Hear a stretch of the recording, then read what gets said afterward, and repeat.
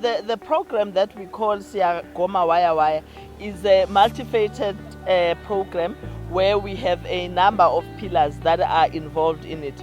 And one of those pillars is this program where we say Sdlala Sgomile, meaning we must vaccinate first before we play. Now, the intention of that program really was to make sure that we get or we target the communities in rural areas and townships. And the reason why we are specifically targeting those communities is because evidence has showed us that the people who have not vaccinated are Africans in particular, and Africans that are in townships and in rural areas.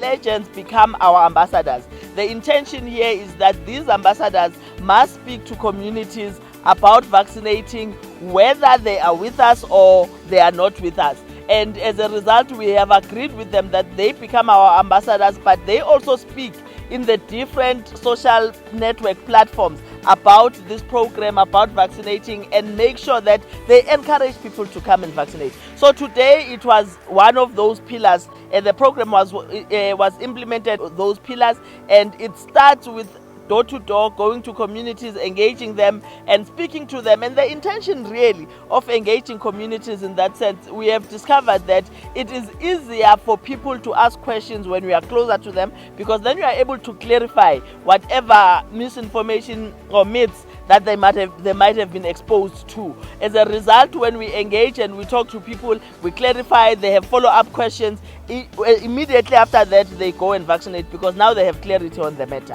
So we have found that the program is quite successful, and I must say we are quite happy because we have had a full day program. We had a door-to-door in the morning. While we were busy with the door-to-door, the legends were engaging with the youngsters on the ground, and they had their own fathers, uncles and so forth accompanying them, and they were engaging with them in terms of the vaccinating, and we now had an opportunity to also speak to them. So we think that this program has been very successful, and it has a serious impact. And we say it has an impact because we are counting heads of people that have actually vaccinated.